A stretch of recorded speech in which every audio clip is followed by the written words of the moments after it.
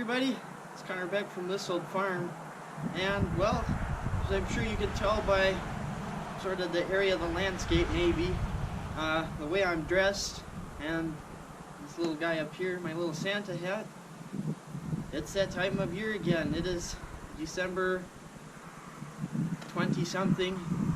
We are 4 days from Christmas, and we're here to do our Christmas special, our sort of year in review, kind of our last video of the year that happens on the channel.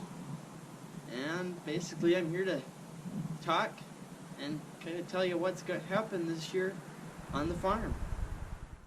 So one of the first things I'd like to talk about this year is Cushing. As you can see here, our 1948, I think he is, Farmall H, the second one that we now own on the farm. The first one would be Mo, who is sitting alongside of you. You guys can't see him at the moment. This is a tractor that you guys haven't seen a ton of, partly because of that is because he's not the most reliable tractor, we'll say, to begin with. When we bought this thing, we bought him not running. We did a couple things and found out, or discovered, that the carburetor down there was gummed up. It was not working properly. Most of you guys probably know that from our farm update series that we've started up on the channel this year. We sent that off to get cleaned by the Mr. Kenny Kizzle, and he who does work for Rudy Kalin at rebuiltmags.com. If you guys need magnetos, your carburetors rebuilt, I highly suggest that you take it there. That's where I had the magneto for this. Mo, the M diesel, all rebuilt. The Super M's carburetor was rebuilt there. This one's carburetor was rebuilt there. As I said, the M diesel's carburetor is probably going to be rebuilt there, as well as Mo's. Pretty much every carburetor on the farm is going to be rebuilt by them. So we had that done, and then I finally discovered, was going to go Rayk hay with it. The county, now this was when we first got them that we kind of discovered this, so this would have been, oh, you guys just won't tip over. This would have been about, here comes the wind. This probably would have been maybe a year or two ago now. I discovered that when I went to go rake, as I was saying, the county goes through and mows the ditches. We're along a county road, and they mow the ditches, and Dad was going to have me go through and rake with our John Deere bar rake, and this tractor go rake up that county ditch so that we could run through with our square baler, which is sitting kind of somewhat behind you, kitty corner from you, so we could go through and square bale it. And what I discovered is we have a governing issue on this tractor. When you try and take off in fifth gear, he likes to over rev. He likes to go full blast to pretty much no stop almost, or he does stop, it's just completely erratic, or I shouldn't say erratic, but he's just way too faster than the engine should be running. And so we've had that issue, and I haven't solved that yet. I did replace the governor tube, which goes from the governor housing to the carburetor, and that has not seemed to make a difference. I tried going up a hill, and it sounded like it was trying to over rev, and that's when I kind of freaked out and killed it, because it is a very scary scene when that happens. I went through and put a different kill switch on. The kill switch I had, I couldn't mount it to the mounting plate. It's not the right kill switch, but it is a much better one that can now get mounted to that plate. So the other one was very hard to reach, and it was in a dangerous situation when it would over rev like that. It was difficult to reach down and shut the tractor off. So I've kind of resorted to not using this one a whole lot, because it is, just for that fact, scary. It's frightening when it decides to do its full blast revving, and it just kind of it makes you shake like you're out here right now cold. And so it's not exactly the funnest tractor, we'll say, to operate. And I've got a couple remedies that I have yet to try on it that I haven't had the ability to try, whether that I haven't been able to order the part, or whatever that may be, which is in the case what my current remedy is I haven't been able to order the part just due to procrastination and finding funds for that. Other than for that, this is a very sound tractor. The only other issue that I'm aware of currently is that it likes to pop out of 4th gear, and I believe it likes to do it in 5th too. I don't know, I haven't used 5th enough. I haven't been able to really use 5th because of that over revving issue. It does need an alternator conversion on it. It had a 12 volt generator put on it. Somebody did 12 volt conversion, but instead of putting an alternator on, they put a generator, and it was not working. The system was completely screwed up. Somebody cut a hole in the hood to continue their belt extension they just really messed it up and did not do a very good job. This tractor has been abused, and it is quite sad that I have to say that. But it's in our care now. It can be taken care of. I did get a new light bar for it.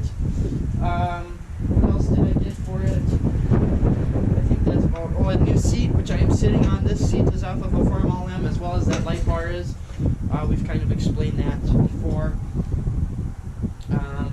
And that's pretty much all that's happened to this tractor this year. We have used it a little bit, very lightly, not much at all. As you can see, it's actually in the Super M's old spot, and that's another subject we'll talk on after eventually here. I do have a couple issues. There's some holes on the top cover. This would be another issue. They're either stripped out or they're cracking out, and it's something that is probably going to require the replacement of the rear half of the tractor, which is rather unfortunate, but it's a case that happens, and you just have to deal with it as you go, and that's something that we'll have to deal with in the future. It doesn't really affect the tractor right now as it stands. I mean, the biggest problem is just that you get waters in the holes. The holes that are not working or are damaged are the ones on the back side, the back half of the tractor. So they don't really go into the transmission, as far as I'm aware. They aren't open-ended holes, and so it's not a super huge deal at this moment. Like, it's got to be replaced right now to keep water from getting into the rear end and freezing up our gears and that. So really, that's all I have to touch on with Cushing. We do have this slight issue, or this sort of in the air problem of possibly a cracked head or a bad head gasket or a cracked block, being the fact that we had coolant in the engine oil when I did an oil change on them this past spring, and that's not a very happy sign. And I kind of think if that's an issue with it, I think I'm going to, if Dad is okay with it, probably sell off the tractor at that point and not put any more money into it. Just from my standpoint, I don't see it being worth it. I don't want another Super M saga where I'm dealing with this tractor for 2-3 years, like pretty much mostly I have been with the Super M, and so I just want to. Our intention behind this tractor was to cut and rake hay with it, mainly because of the wide front. So I would more than likely, there's another H on the Facebook Marketplace where we got this from that has an actual International Harvester wide front, which is what we have on the front of the Super M, which would be probably, if I get this running and determine that there is coolant continuously getting into the oil, then I will more than likely go through, and if that one is still on the market, probably look at purchasing that one and getting rid of this one. So that's pretty much the story on this tractor. There's not a whole lot. He hasn't run much this year. He hasn't done a whole lot just because of that governing issue. I was having trouble finding the time to look at the governor, and ended up finding out that wasn't really the issue, which is kind of disappointing. But we still have one more item in that governor that is yet to be determined on whether that is the cause or not. So, on to our next tractor. Now our next tractor, as you guys all can see, is our Farmall M Diesel. You guys have heard a lot about this tractor, a lot about what's happening, or what his current fate or future is. And basically, just to touch you in case you haven't been paying attention to the, or haven't watched the farm update videos, is the fact is basically this whole entire past summer, this past year, he has sat standstill. He has not been, we have not used it, we have not done any baling or anything like that. We had Mo pick up the slack of this tractor, and the reason being is inside of this bell housing, I believe they call it, is there is a rear main seal, they call it, on the back of the engine. And what basically what it is at the back of the crankshaft you have a seal which keeps oil inside of your crankcase or oil pan, and it keeps it from leaking out and from running your motor dry. And what happened was, we've always had a leak from that rear main seal for as long as I can remember, and this past summer it just finally fully kicked the bucket. It used to always just drip, and you could get by with running it for a day if you filled up the oil at the beginning, and you would be at not the bottom of the dipstick but at the add level pretty much. And now it's gotten to the point where you're adding oil as you run it to just keep from running the engine out of oil and seizing it up. Other than for that, that's really all this trick. Well, and a clutch. It does need a clutch in the tractor.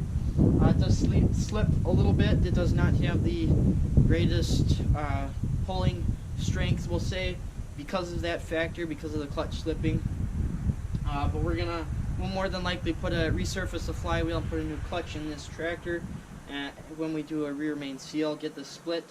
In order to get this split, though, I have to get a garage, which has not been finished up. And so that's basically all we're waiting on, is getting the garage finished up so that I can roll this in and split it in half, and then we'll get to that story. So on to the next. The next tractor I want to touch on is our Fermo Super M here. You guys have not been able to see a whole lot of this tractor. In fact, you've never really seen it run before. There's a video a long time ago on the channel, something like chopping corn on the farm or something like that, or I think it's first chopping of corn if I remember right. Anyways, it doesn't matter. This tractor has not been running since the start of our channel here and you guys watching, other than for once a little bit in 2018, I think it was, maybe 2018 or 2019. And I'm pretty sure you guys know a lot about this. I've talked a lot about it. Is the fact that it is in need of head work. And if I went over to my Explorer and opened up the trunk, you would see that I have two cylinder heads, one from this machine and one from another M, which we got the parts off of Cushing, or that are on Cushing from. And basically what our current issue is finding a head shop that will repair cracks in a cylinder head. The cylinder head for this tractor went to a head shop. We pulled it off back in late 2017, early 2018, I want to say. And you can actually go back to the beginning of the channel and see my putsy videos that are kind of full of cuss words. So I don't suggest going and watching it. But we went through and took the head off of this once, and we brought it to a head shop in Rogers, Minnesota. And I won't name their names, but if you can figure it out on your own, then we'll leave it at that. And basically, what they did is they went through and did all the work we asked of them, but after they did that work and was looking for our payment and giving us the head back, they told us that there was a crack they could not repair, which was rather disappointing. That they wouldn't have given that they went through and did all the work, and we ended up with a head that really shouldn't have been put on the tractor to begin with. After that, before being fixed or whatever. And so essentially what we were left with was this head that we had all this work done to, and they told us that we could run a block sealer through it. Now what that does is it basically puts it creates a sort of slime is the best way to put it from what I've seen on the walls of what they call a water jacket, which is where your coolant that you put in your radiator here, where that runs through in the block to cool the engine down so that it doesn't overheat and cause valve warpage and cylinder damage, and basically what caused us to take off the head in the first place was valve warpage due to overheating. And they told us to run this block sealer through the water jacket and said that we would be okay, it would run fine. Well, as it turned out, it did not last. It lasted until about early this year. I found out when I went to go start it one day, and as I was trying to get it started, thankfully it didn't start up. And I noticed water had come, or coolant we should say, but I usually call it antifreeze because you mix that in with the water. But anyways, we had antifreeze coming out of the exhaust pipe, and it covered this whole side of the, well, I shouldn't say covered, but it got coolant and antifreeze on the side of the engine here, and I determined that's it, no more running this tractor. This one's down for commission until this gets fixed. And until just a couple weeks ago, this tractor just sat waiting for a complete disassembly. I had started on it, started getting pieces removed from the head so that we could, in preparation for head removal, and then it kind of sat for months, and then I finally took through and cleared out the machine shed here that we're sitting in now and rolled it up in here, and I was able to get the head removed. I have a video recorded of it. I just haven't been able to I haven't gotten around to posting it yet. You will see that in the coming months, or coming weeks, I should say.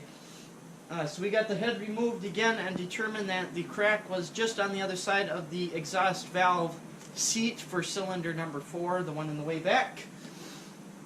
And it is to the naked eye, it is not a very large crack, maybe an inch long, if that. But the issue is you can't always see the full-fledged crack at the naked eye. So what they have to do is go through and do something called magnafluxing the head, which basically is a way of checking for cracks. They will find out if the head shop that we brought it to missed any, and if they are able to repair that crack. If they can't, I have to drive all the way down to Iowa to a shop that Squatch 253 on the YouTube here suggested me that he had his X231 prototype Minneapolis Moline tractor repaired at, and they should be able to weld it up if this place can't do it. Otherwise, if worse comes to worse, I do have that other head that will possibly be able to be fixed up too, or at the very worst, we have the ability to buy an entirely brand new cylinder head from Steiner Tractor Parts online. So that is currently the fate of this tractor. It is just waiting on a head repaired, and then we should be able to get it replaced. I do have, as you can see here, a replacement steering shaft, steering support, and wheel. My reasoning for that is this here is a power steering pump, and it has at some point had power steering added to it, and unfortunately either the pump or the motor at the top of the shaft has gone bad, and it is quite tough and difficult to steer the tractor. You're actually fighting against the power steering. I think it would be a lot easier to steer this tractor if we just eliminated this whole system. And so I'm going to give it a little bit of a final chance. Dad went through and rebuilt the pump. It never used to be orange, that it looks like, if you guys can see it. I know it's rather dark in here. I'm going to give it one last chance because after Dad did that rebuilding, it sort of was trying to work, so we're going to see if it can catch some prime or something and get working again. If not, I will go through and just remove the current wheel and support and all that. It's not a very difficult process to do, so we can go through and do that at a later time. But that's currently what is up with the Super M. Now our next subject to talk on is this. It is a Formal 706. It is a 1965 model year. It was originally liquid petroleum gas or LPG. Would have had a big propane tank right about the same area as the gas tank. Somebody has converted it to regular gasoline, and this is something we purchased just a couple months ago, actually, this year. It is new to our farm.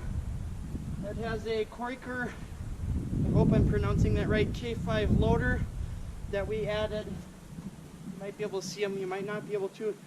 2 bale spears on the end of.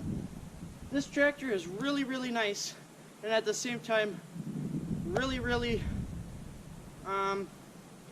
to put it nicely instead of using a bad word, not very good.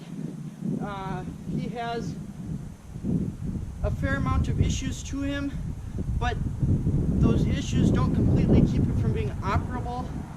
We can still use this tractor, it's kind of difficult at times to use the tractor. The loader is in okay shape. We've actually blown a couple of hoses. One in particular is this one right here. We had the bucket in the air loading hay bales onto our newly purchased hay wagon this year, and it dropped down and sprayed oil all over the side of it. That's probably why. If the tin looks kind of shiny, that would be why. Because it got hydraulic fluid sprayed all over the side of it. Other than for that, this is a fairly decent tractor. It just needs a little bit of love and care. It's kind of like Cushing. It's been abused in its lifetime and just needs a little bit of a nicer, friendlier home. So that's all I'm going to touch on that. I'm kind of going to try and speed up the video here a little bit as we're losing daylight. So it is the winter solstice currently. So we're going to pick you up because our next thing here is right behind us, and it is our international Lodestar dump truck. It's a 1700. Make sure you can see them. Yep. This dump truck is sort of a ongoing project, we'll say. That's probably the best way to put it, as seems everything on the farm here. We bought this truck not running the same way we bought Cushing. What was it, 2 years ago now, I think, 2 or 3 years ago. And this past spring, 2020, we finally got into working on starting it up and getting it running. We did get the dump truck running, and then the next day we got it running this whatever night, say Saturday night. We shut it down that night, went to go start it this next morning, Sunday morning, and it would not start. It backfires through the carburetor. It is not currently running. It needs a front seal, which is going to require taking off the front of this truck, the entire front, and then pulling out the radiator, and we should be able to get to the front seal. Other than for that, it is a pretty good working truck. I can't remember if we fixed it or not, but it didn't have working brakes. You only had the parking brake or the emergency brake. And I can't remember if we fixed that. The dump bed does lift and dump. It does drive. I've got video of it driving around on my phone. I'll see if I can somehow splice it into the video, but I might not be able to due to technical difficulties. And other than for that, I mean, it's just kind of a waiting on a seal and that, which is I'm not sure what they'll ever have for this thing. Our next subject, if I turn our camera around, has to do with this. You can't even see it. My gosh. Silly old GoPro. Time for a new camera. Our next is the 806 here, the 806 diesel Anderson. It is a 1966. Basically all that needs to be touched on with this one is it has a hydraulic issue. I mentioned this in cutting hay video. It has a hydraulic issue. We went through and replaced what they call the multi-control valve pump, or MCV pump for short. We replaced that in July. We did that in July. That did not change anything. There is a steering control valve, I believe they call it. It's got a couple O-rings in it. I have the O-rings. I believe that is leaking. I believe that's leaking and causing our pressure loss, because that's essentially what it is it's lost. It doesn't have enough pressure built up in its hydraulic drive, brake, and steering system, and so it needs to be replaced. Those seals need to be replaced. Like I said, I have them. I just need to get around to, you have to pull off the battery here, and then that valve is on the inner side of that battery, and I can take that off, or I can just leave it on even, I think, and replace the seals that are inside of it. So that is what we have to touch on here. So the next thing I want to touch on is the addition to this that you can barely see. It is an automatic watering trough. It has two troughs here that fill up with water automatically, as it states in the name. This is a huge change to our farm, a huge upgrade. It is a major change from filling up. You can see possibly the way background. Let's see if you can, yep, you can see it right there, that white object.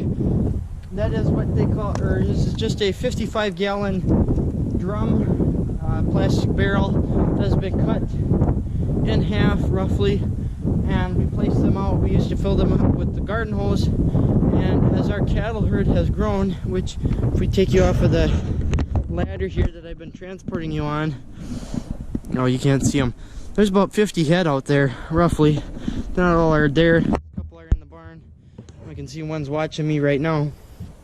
And with doing those water barrels in the background there, it took forever. We were out here for hours, sometimes up to 3 hours in the summertime anyways, with heat.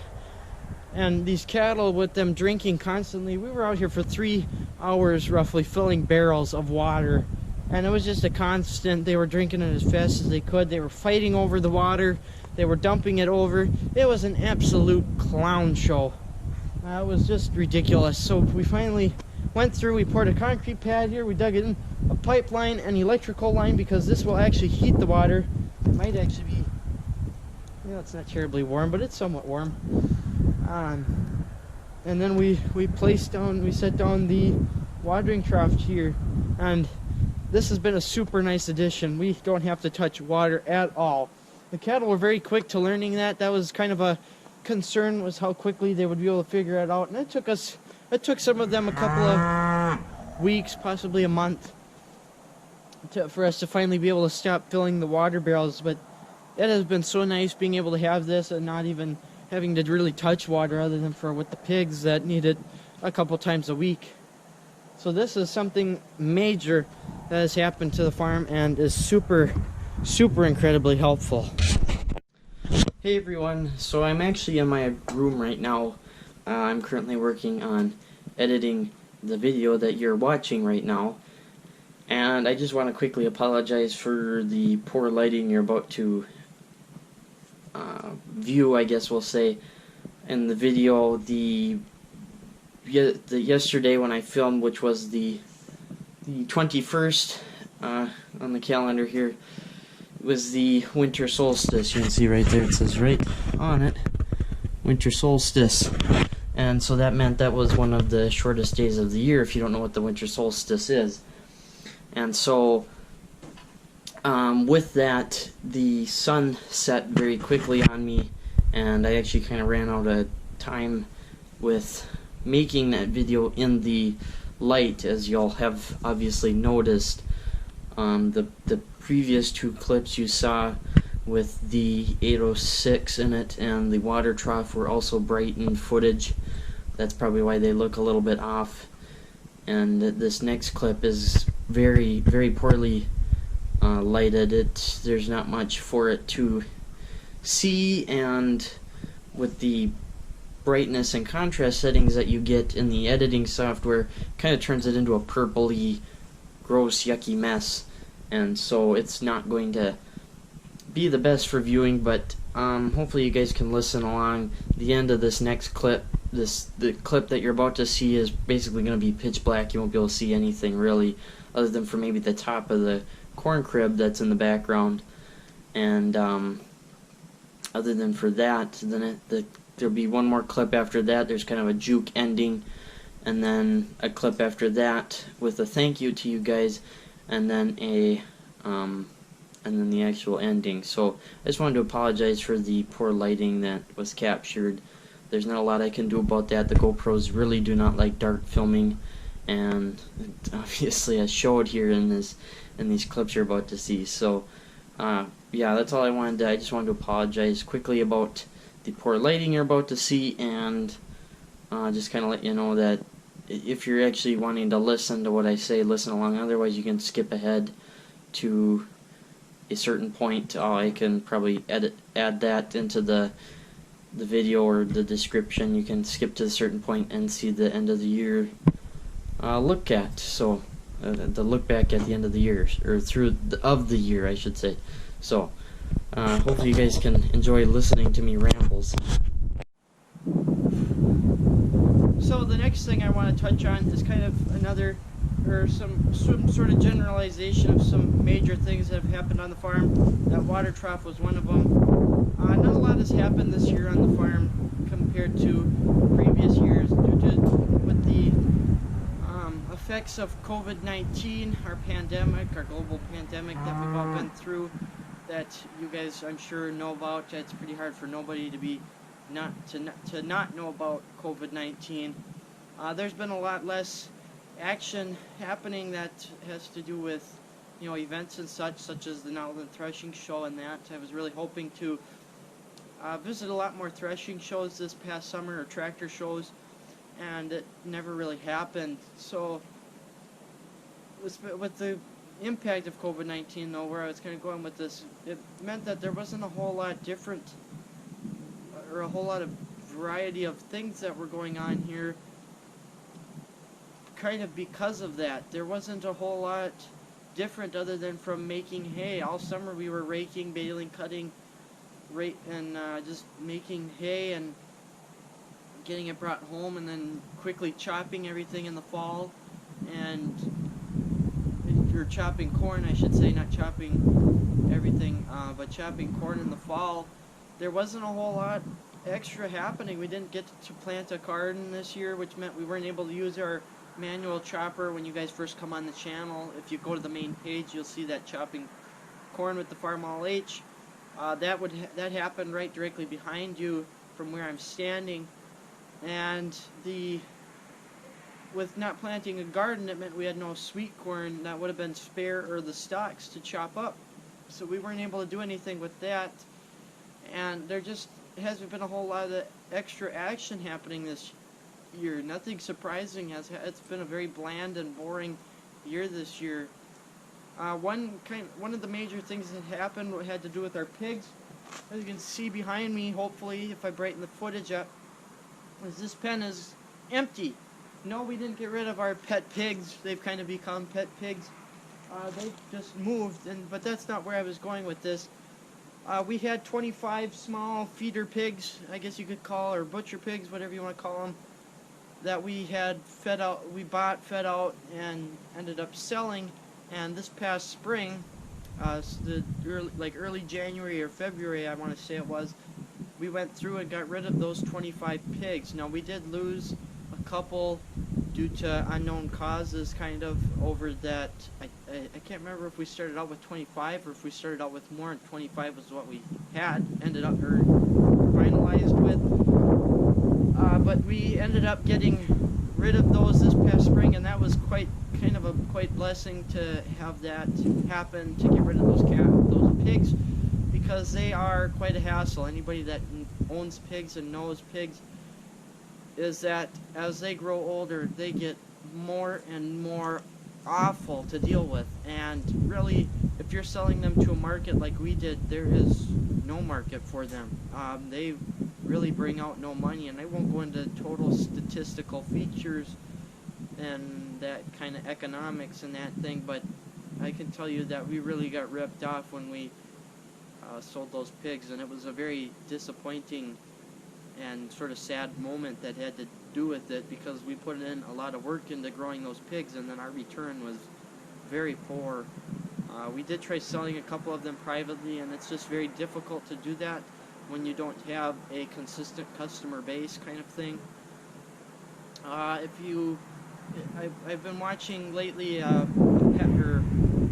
Few Acres Farm. I believe his channel name is. He's a very large, he's about the same size as Squatch is, but he went into talking about some farm statistics and kind of how you can maintain a small farm. If you haven't watched him, I highly suggest you go check his channel out. He kind of put it well that, or put it basically the best way, is that if you don't have consistent customers, like if this isn't something you consistently do, there's just no reason for you getting into it. And the pigs was just not something for us to kind of dabble in. We aren't set up for it. We aren't really able to do it, and we have no customer basis for it. And so it's just not, in my vision, it was not an endeavor that we really should have went for, and we did. And it just kind of turned out a rather poor decision in the end. And so that's kind of one major thing. A couple of other major things is the fact that we have, we did downsize a little bit this year with cattle. Of course, it's kind of grown back up with calf birth, but we did downsize a little bit with cattle, just because of the main fact of we are losing ground left and right. Kind of, there is people selling it or passing away and losing the ability to be on that ground again, or whatever the factor may be. We are unfortunately kind of losing ground, and it is becoming more and more difficult to keep up with hay accumulation and keeping the cattle fed over here. We actually have gone so far as to, we're making hay still. We actually plan to cut a small field yet this year, probably in this coming weeks after the Christmas holiday, and we still are making hay. We just not this past weekend, but the weekend before, we were out cutting and baling corn stalk bales, and we just to try and get something to be able to keep us maintaining through the winter. We kind of have no idea what's going to happen with this winter. It's becoming very abnormal. We should have a couple of feet of snow on the ground by now, and we have right now currently a light dusting. We've had a couple dustings of snow, and we just don't have the snow accumulation that we should normally have this time of year. And so it's kind of a concern or an alarming sight to see of, well, what's going to happen through this winter. How long is it going to last? How long is the snow going to come down and fall? How far is it going to go in? And it's just kind of something we're trying to plan for, and we thought we had it planned, and it's kind of become an abnormal year, if it wasn't already, with the way 2020 has been. And so we are trying to just make up as much hay and prepare us for as long as possible, possibly even to June. We really have no set determination from anything of when we're going to have an end to winter. I mean, it's right now it probably looks like it could possibly go through May and that kind of thing. We just don't know.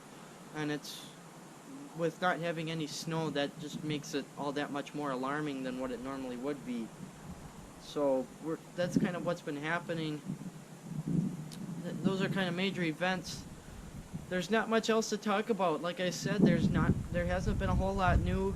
Not much else has happened. We are just kind of, has been a low down year this year with fixing equipment, and the equipment fixing has been so minimal that it's not worth videoing, because it hasn't accumulated to a large head removal or something like that. It's just been little nibbles at getting to a large head removal or something of the similar.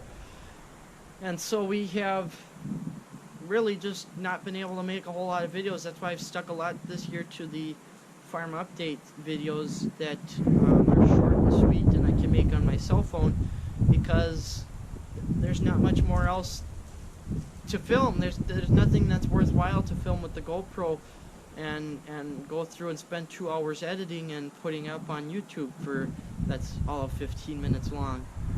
So that's kind of the reason why we've stuck with those a lot, and just why there's kind of hasn't been a whole lot of videos this year. The year has gone very fast, which thankfully because of COVID. But other than for that, I mean, it's gone so fast that it's like, whoa, we're already should be out of the haying season, and that's usually when a lot of the videos get made, is during haying season, of haying processes or other happenings that happen during that time. And so with that, there just hasn't been able to be a lot of filming chances or recording opportunities. So anyways, I'm gonna quit my rambling here. I probably rambled for 20 minutes, and it's already gonna be long enough with that. And I still want to be able to do our sort of annual closure of taking a look back at the year and what we have been able to film, whether that be with farm update videos that I might be able to get, or the few videos that I filmed on the GoPro, and you guys will be able to see footage that you haven't seen yet. We did that last year too, with showing off some footage that has never made it to the channel. I never processed it and never went through it, and kind of abandoned it just because of poor filming decisions. So we'll go through and do you'll see our little annual thing of filming and the filming through the year, and then that's the end of the video. That's the end of the year. We won't be talking to you probably until 2021, and even then you'll be seeing things from this past 2020. Probably a couple of the things that that'll be items you haven't seen yet, kind of thing. It'll just be some probably smaller videos and stuff that'll get uploaded. So I hope you guys will have a Merry Christmas. I hope you stay safe through the rest of this COVID pandemic as we hopefully get out of it here soon. I hope you have a happy and safe New Year's. Try and connect with family as much as you can, even though we're being suggested not to and that kind of thing. Do what you can to be with family, and if it's not possible, then don't. Stay safe. Merry Christmas, Happy New Year, and we'll talk to you guys all next time. Well, by golly, you guys you'd think I would have forgotten about that. No, we did. Another major thing that happened this year is we hit our 1,000 subscribers mark. We finally got 1,000 subscribers, made it to that major milestone. We've got live streaming back, of course, as you noticed, and that whole major fiasco, kind of, and that's definitely a major thing that happened. I was not expecting to hit 1,000 subscribers this year, and that's I never imagined to hit it quite so fast as we did, and I really have to thank you guys a lot for that. I really do appreciate you coming here to the channel to view and subscribing and helping us grow. I don't view it as my channel, I view it as our channel. You guys are here, you participate, you suggest things to see, and I go through and I'm just the man behind the camera. I'm just the man that makes the videos for you guys to see. You're the major part of it, and so I have to thank you guys a whole lot for doing that. So with that is the end of the video. You'll get to see the year in review, and then like I said earlier, we won't talk to you until the new year. So enjoy the clips from this year of 2020, what we've done on the farm. Merry Christmas, Happy New Year, and we'll talk to you guys next time. Thanks. Hey everyone, it's Connor back from this old farm, and today we have a little bit of a, I guess, exciting thing to do today. We're gonna get going. We'll head over there and we'll take some footage, so we'll talk to you guys when we get over to the field.